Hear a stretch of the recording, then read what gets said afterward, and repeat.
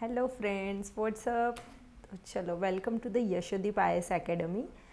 ये हमारा सीरीज़ का 4th लेक्चर है रिगार्डिंग सुप्रीम कोर्ट की। हमारी सीरीज चल रही थी, उसमें बेसिकली हमने अभी तक 3 लेक्चर्स हमारे आए हुए, जैसे NGAC वर्सेस NGAC का एक फर्स्ट वाला लेक्चर था, NGAC versus collegium system. Then हमने इसमें बेसिकली हमने अपॉइंटमेंट ऑफ जजेस का प्रोविजन डिस्कस किया था। And in second lecture we are discussing regarding impeachment process of judges, and in third lecture, last lecture, we are discussing regarding the powers of Supreme Court, and this is our 4th lecture. In that lecture we are discussing regarding Indian Supreme Court versus American Supreme Court. ये topic ऐसा है इसका मैंने last lecture में इसका थोड़ा overview दे दिया था कि ये मेंस पॉइंट ऑफ व्यू से भी इम्पॉर्टेंट है। If in prelims any questions is come on the basis of this one also. Okay, Indian Supreme Court versus American Supreme Court के इस पे डिफरेंस लिखने को आ सकता है in mains, and in prelims point of view also important. You have to know both the things, both point of view. Okay, तो इसमें हमें ऐसा स्टेटमेंट बेस पे भी दिया जा सकता है, और मेंस पॉइंट ऑफ व्यू से ये तो हमारा जो GS2 का सिलेबस है, पॉलिटी एंड कॉन्स्टिट्यूशन, वहाँ पे ऐसा मेंशन भी है कंपैरिजंस के रिगार्डिंग। ओके, तो चलो गाइज, हमारा अभी 3rd लेक्चर है, 4th लेक्चर है सॉरी। तो ये हम स्टार्ट करते हैं with Indian Supreme Court versus American Supreme court. Okay, तो मैंने ये पॉइंट्स बेसिकली दिए हैं तो आइडिया लग जाएगा आपको, ठीक है। तो इंडियन सुप्रीम कोर्ट और अमेरिकन सुप्रीम कोर्ट, जैसे आपको पता होगा कि हम फ्रॉम फर्स्ट लेक्चर डिस्कस कर रहे हैं कि हमारा Indian Supreme court, last lecture में भी हमने डिस्कस किया था कि हमारा इंडियन सुप्रीम कोर्ट जो है, इंडियन सुप्रीम कोर्ट ऐसा है कि ये वर्ल्ड में सबसे पावरफुल है। तो इसमें मैंने कल ही आपको बताया था, जो लेक्चर था उसमें बताया था कि इंडियन सुप्रीम कोर्ट ये कॉम्बिनेशन से American Supreme court plus British supreme court. तो यहाँ पे हमने क्या किया है कि दोनों का, इनका फेडरल पावर का स्ट्रक्चर और यहाँ का लॉर्ड्स का प्रोविजन, ब्रिटिश लॉर्ड्स कंसेप्ट जो है हमारा, वहाँ से ये दोनों से हमने जो भी इसेंशियल मैटर है वो वहाँ से लेके हमने इंटरमिक्स करके हमारा सुप्रीम कोर्ट बनाया हुआ है। तो इसलिए हम क्या बोलते हैं कि हमारा जो सुप्रीम कोर्ट है वर्ल्ड में सबसे ज़्यादा पावरफुल है। ये हमारे ड्राफ्टिंग कमेटी के one of the member, that is Iyer, mister Iyer, इन्होंने भी इसके बारे में मेंशन किया था, ठीक है। तो ये मैंने आपको एक ओवरव्यू दे दिया कि हमारा इंडियन सुप्रीम कोर्ट कैसे पावरफुल है। तो अभी हम 1 बाय 1 डिफरेंस करेंगे, 1 बाय 1 डिफ्रेंशिएट करेंगे दोनों को, इंडियन सुप्रीम कोर्ट और अमेरिकन सुप्रीम कोर्ट। तो आपको एक डिटेल आइडिया आ जाएगा। हम इसमें हर एक पॉइंट देखेंगे, उसमें देखेंगे कि कौन सी, किसकी पावर इस कंडीशन में ज़्यादा है, ठीक है। ये सिंबल मैं यूज़ करूँगी, लाइक ग्रेटर दैन, कि किसकी पावर इस केस में पावरफुल है, ठीक है। तो इस तरह से हमारा 1 बाय 1 पॉइंट्स हम देखेंगे, आपको एक आइडिया आ जाएगा, ठीक है। तो चलो कि हम स्टार्ट करते हैं, हमारा ओवरव्यू का पोर्शन हो गया। चलो हम स्टार्ट करते हैं कि Indian Supreme Court versus American Supreme court, ठीक है।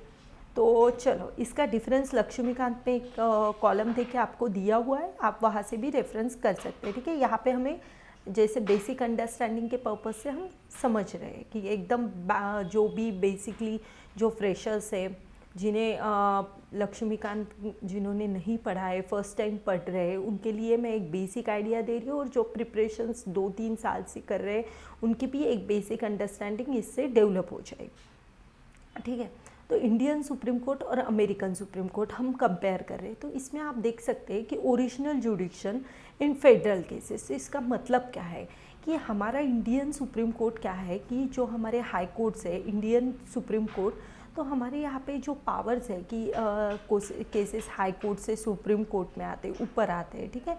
एंड यहाँ पे क्या होता है कि जो हम यहाँ पे हाई कोर्ट के ऊपर ही केसेस डिपेंड रहते हैं। लाइक एक स्टेट है, एक स्टेट में अगर कुछ केस है तो वो हाई कोर्ट तक ही सीमित रहेगा, ठीक है। और यहाँ पे क्या होता है कि हाई कोर्ट से अगर जुडिक्शन से कोई सेटिस्फाइड नहीं है तो सुप्रीम कोर्ट जा सकते हैं, इस तरह से प्रोविज़न है। ठीक है। बट एक चीज़ आपको नोटिस करनी पड़ेगी कि यहाँ पे क्या होता है कि अमेरिकन सुप्रीम कोर्ट हमारे ओरिजिनल जुडिक्शन से ज़्यादा पावरफुल कैसे है, वो आप देख सकते हैं कि हमारे यहाँ पे अगर कुछ नवल बेस मरीटाइम रिलेटेड कुछ डिस्प्यूट होता है या कुछ, उसके लिए सुप्रीम कोर्ट का कोई भी रूल नहीं रहता है। Supreme Court is basically related to only constitutional matter, not other matters. Okay, तो हमारे यहाँ पे ये पावर कैसे लिमिटेड है ओरिजिनल जुडिक्शन की। यहाँ पे military, Naval exercise, army related कोई भी कंसेप्ट यहाँ पे डिस्कस नहीं किया जाता हमारे पॉइंट ऑफ व्यू, हमारे इंडियन सुप्रीम कोर्ट में। बट अमेरिकन सुप्रीम कोर्ट में ये डिस्कस किया जाता है। तो आप देख सकते हैं कि इस केस में क्या हुआ कि अमेरिकन सुप्रीम कोर्ट क्या हुआ, ज़्यादा पावरफुल हुआ। सेकेंड पॉइंट आप देख सकते हैं कि अपीलेट जुडिक्शन का प्रोविजन ये कहा हमारे यहाँ पे कैसा है और यहाँ पे कैसा है। ठीक है, ये हमारा इंडियन सुप्रीम कोर्ट है। यस, आपको मैं बिल्डिंग्स वगैरह का जो हमारा थोड़ा डिजिटल फॉर्मेट में मैं पीडीएफ वगैरह दे दूँगी, वहाँ पे मैं इंडियन सुप्रीम कोर्ट की एक बिल्डिंग और अपनी अमेरिकन सुप्रीम कोर्ट का एक जो बिल्डिंग है वो भी दिखा दूँगी। ठीक है, तो आपने इंडियन सुप्रीम कोर्ट तो ऑब्वियसली देखा हुआ जो लोकेटेड है दिल्ली में। ठीक है, तो इंडियन सुप्रीम कोर्ट और अमेरिकन सुप्रीम कोर्ट का हम जब सेकेंड पॉइंट डिस्कस कर रहे हैं कि अपीलेट जुडिक्शन का जो प्रोविजन है, यहाँ पे जब अमेरिकन सुप्रीम कोर्ट देख रहे हैं तो अपीलेट जुडिक्शन, अभी मैंने लास्ट इसमें बताया कि यहाँ पे हम हाई कोर्ट से सुप्रीम कोर्ट जा सकते हैं। अपीलेट जुडिक्शन का प्रोविजन हमारे पास इंटीग्रेटेड जुडिशरी होने की वजह से एक केस दूसरे के कोर्ट में जा सकता है अगर कोई सिटीजन सेटिस्फाइड नहीं है। बट यहाँ पे सिर्फ ओनली कॉन्स्टिट्यूशनल मैटर्स जो है उसके रिगार्डिंग ही प्रोविजन आगे के लिए डिस्कस किया जा सकता है। लास्ट लेक्चर में जब हमने अपीलेट जुडिक्शन के बारे में डिस्कस किया तो मैंने वो आपको डिस्कस करके दिया था। तो मैं आपको थोड़ा आइडिया दे देती हूँ कि अपीलेट जुडिक्शन एग्जैक्टली क्या है। उसके बारे में आपको थोड़ा आइडिया देने के बाद आपको भी एक आइडिया आ जाएगा कि अपीलेट जुडिक्शन एग्जैक्टली क्या होता है। कि अगर कोई केस है, ठीक है, अगर लाइक डिस्ट्रिक्ट कोर्ट में एक केस है, डिस्ट्रिक्ट कोर्ट की केस से कोई आदमी सेटिस्फाइड नहीं है तो यह हाई कोर्ट में जा रहा है, हाई कोर्ट से सुप्रीम कोर्ट में जा रहा है। बट इन केस कि अगर ये जजमेंट का प्रोविज़न की सेटिस्फाइड नहीं है तो इधर जा रहा है, वन बाय वन प्रोसेस करके वो आगे जा रहे हैं। बट यहाँ पे क्या हो रहा था कि एक स्टेट है, यहाँ पे एक जुडिक्शन एक हाई कोर्ट ने दिया हुआ है, एक स्टेट में एक जुडिक्शन हाई कोर्ट ने पास किया है, तो वो जुडिक्शन उस स्टेट के लिए फाइनल अथॉरिटी होगी। इसके लिए वो अलग कहीं जगह जाके उसके लिए जजमेंट के लिए अप्लाई नहीं कर सकता। This is basically appellate जुडिक्शन। ठीक है, ये हमारा सेकेंड पॉइंट हो गया। ठीक है, ट्राइब्यूनल्स, अभी थर्ड प्रोविज़न आप देख सकते हैं कि यहाँ पे मैं बता देती हूँ कि हमारे इंडियन सुप्रीम कोर्ट में अगर आपको कहीं अप्लाई करना है, ठीक है, तो हमारे सुप्रीम कोर्ट में एक प्रोविज़न है कि हमारे यहाँ पे ट्राइब्यूनल्स के केसेस है। ठीक है, तो ऐसा कुछ प्रोविजंस यहाँ पे अमेरिकन सुप्रीम कोर्ट में दिया नहीं हुआ है। ठीक है, अमेरिकन सुप्रीम कोर्ट में ये प्रोविज़न नहीं है कि लाइक ट्राइब्यूनल्स किसके लिए होते हैं आपको पता होगा कि ट्राइब्यूनल्स का बेसिक फंक्शन क्या है कि नेचुरल जस्टिस प्रोवाइड करता है। Natural justice means what exactly, कि इसमें क्या किया है, ये ट्राइब्यूनल्स लाने का पर्पज़ ये था कि जो पेंडिंग केसेस है, लाइक जो भी डिस्प्यूट सॉल्व हो सकते हैं लोकल लेवल पे, इसका ही एग्जाम्पल आप देख सकते हैं लोक अदालत, लोकायुक्त, ये जो प्लेटफॉर्म है यहाँ पे कैसा, यहाँ पे जो पेंडिंग केसेस है वो जल्द से जल्द सॉल्व करने के लिए ये प्रोविज़न दिया हुआ है। ट्राइब्यूनल्स वगैरह यहाँ पे नेचुरल जस्टिस के ऊपर ये केसेस चलते हैं और इसमें जल्द से जल्द जितने कम टाइम में आप सॉल्व कर सकते हो उस मैटर को वही के वही बहुत जल्दी सॉल्व करने की कोशिश की जाती है। कि सुप्रीम कोर्ट, हाई कोर्ट यहाँ पे ऑलरेडी इतना पेंडिंग केसेस है, इसका लोड कम करने के लिए ट्राइब्यूनल जैसा प्रोविज़न हमारे कॉन्स्टिट्यूशन में ऐड किया है। ठीक है, एंड नेक्स्ट पार्ट के अमेरिकन सुप्रीम कोर्ट का अगर आप देख रहे हो तो यहाँ पे ऐसा कोई प्रोविज़न दिया नहीं है। ये हमारा हो गया third point. Then moving to the fourth point, advisory jurisdiction. मैंने कल का आपके साथ जो लेक्चर्स डिस्कस किया था वो बहुत इम्पॉर्टेंट लेक्चर है रिगार्डिंग सुप्रीम कोर्ट का, कि पावर, अगर हमें पावर्स के रिगार्डिंग अगर कन्फ्यूजन दूर होता है तो हम बाकी के पॉइंट्स रिलेट कर सकते हैं।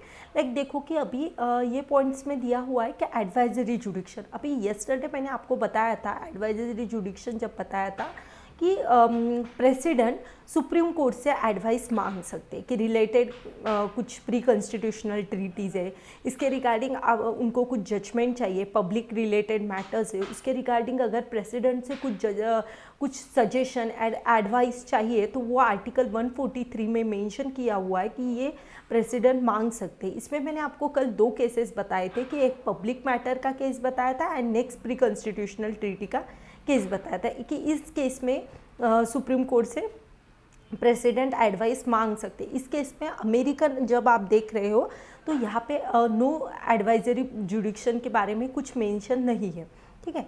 ये आपके साथ मैंने आपको बता दिया। ये प्रोविज़न देख लो, अभी इसके बारे में मैंने कल आपके साथ डिस्कस किया था कि पब्लिक मैटर और प्री कॉन्स्टिट्यूशनल ट्रीटी, इसमें बेसिकली सुप्रीम कोर्ट के रिगार्डिंग क्या प्रोविज़न है कि अगर पब्लिक मैटर्स के रिगार्डिंग कोई प्रेसिडेंट कुछ एडवाइस मांगते हैं तो इस केस में सुप्रीम कोर्ट इसके एडवाइस दे भी सकता है और नहीं भी दे सकता, और in case public pre constitutional treaty होती है तो इस केस में सुप्रीम कोर्ट को एडवाइस देनी ही पड़ेगी, बट वो एडवाइस प्रेसिडेंट पे बाइंडिंग नहीं होगी। ये आपको ध्यान में रखना है ये पॉइंट, ठीक है। 1 more time I will repeat this point, okay. कि इस केस में फर्स्ट केस में क्या हो रहा है कि पब्लिक मैटर के रिगार्डिंग सुप्रीम कोर्ट को जजमेंट देने के लिए ज़बरदस्ती नहीं है, वो दे भी सकते हैं, उनके ऊपर डिपेंड है, उनको देना है तो दे सकते हैं, नहीं देना है तो रिजेक्ट कर सकते हैं, ठीक है। एंड सेकेंड पॉइंट कि प्री कॉन्स्टिट्यूशनल ट्रीटी में सुप्रीम कोर्ट को आपको प्रेसिडेंट को एडवाइस देनी ही देनी है, और इस केस में जो प्रेसिडेंट को एडवाइस देंगे वो प्रेसिडेंट पे बाइंडिंग नहीं है। ये मैंने यहाँ पे नॉट मेंशन नहीं किया था, बट ये जो बाइंडिंग वाला प्रोविज़न होता है वो सबसे इम्पॉर्टेंट हो जाता है, तो आपको ये ध्यान में रखना है कि ये प्रेसिडेंट पे बाइंडिंग नहीं है जो भी, बट सुप्रीम कोर्ट को एडवाइस देना मैंडेटरी है, लाइक, ठीक है। 4th पॉइंट देखते हैं कि जुडिशियल रिव्यू। तो अभी देखो कि हमने अभी ये पॉइंट डिस्कस किया, पहला पॉइंट, तो इसमें अमेरिकन सुप्रीम कोर्ट पावरफुल नज़र आ रहा था कि ओरिजिनल जुडिक्शन के बारे में। सेकेंड पॉइंट में आपने देखा कि अपीलेट जुडिक्शन, तो अपीलेट जुडिक्शन के मामले में हमारा जो सुप्रीम कोर्ट है, इंडियन सुप्रीम कोर्ट, वो मोर पावरफुल है compare to American Supreme Court, second point. Third point अगर देख रहे हैं कि ट्राइब्यूनल्स का प्रोविजन वो भी हमारे सुप्रीम कोर्ट के पास ही है, तो हमारा ही सुप्रीम कोर्ट पावरफुल हो गए, Indian Supreme court.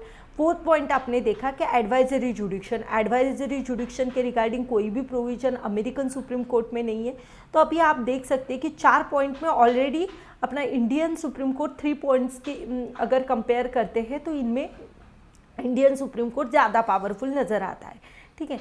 Next judicial review. अभी जुडिशियल रिव्यू आप जब देख रहे हो तो आपको एक बात ध्यान में आएगी कि जुडिशियल रिव्यू का प्रोविज़न हमने अमेरिकन सुप्रीम कोर्ट से इंस्पायर होके लिया था कि यस, मैंने कल ही आपके साथ डिस्कस किया था कि अमेरिकन सुप्रीम कोर्ट के बारे में यस, अमेरिकन सुप्रीम कोर्ट से हमने मोटिवेट होके ये जुडिशियल रिव्यू का प्रोविज़न लिया था। इसमें हमने बेसिकली डिस्कस किया था कि रिव्यू करना, खुद के बारे में, खुद के केसेस को ही रिव्यू करने का प्रोविज़न मीन्स पास में कुछ जजमेंट दिया हुआ है, नया केस आया तो उसको रेफरेंस में लेके नया जजमेंट देने का प्रोविज़न हमने अमेरिकन सुप्रीम कोर्ट से लिया हुआ है। बट हमारा प्रोसेस कैसा है कि हमारा जुडिशियल रिव्यू कुछ हद तक लिमिटेड है, वो मैं हमको नेक्स्ट पॉइंट आने वाला है कि हम क्या प्रोसीजर इस्टेब्लिश बाय लॉ और वो dual process of law follow करते हैं। तो इसका एग्जैक्टली मीनिंग क्या है वो मैं अभी सेकंड पॉइंट में डिस्कस करने ही वाली हूँ। उसके बिफोर मैं आपको बता देती हूँ कि हमारा जुडिशियल रिव्यू का provision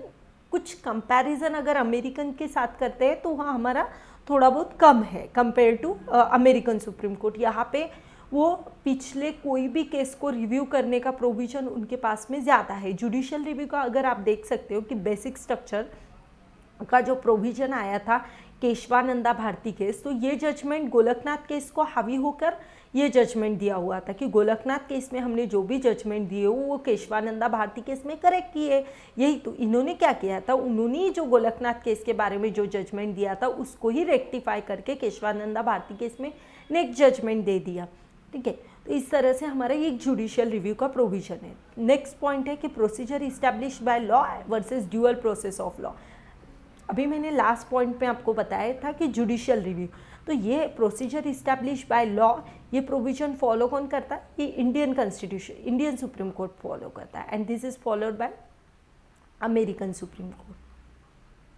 due process of law क्या है और प्रोसीजर इस्टेब्लिश बाय लॉ क्या है। एग्जैक्टली कि हमने एक लॉ बना दिया कि सपोज लॉ बनाया कि if someone is doing crime, okay, किसी ने क्राइम किया, लाइक किसी का डेथ हुआ या किसी ने क्राइम किया, किसी का मर्डर वगैरह किया, तो उसको डेथ पेनल्टी मिलेगी। ये हमारा लॉ की तरह लॉ से लॉ से मेंशन किया हुआ है, लॉज में हमारे मेंशन किया हुआ है।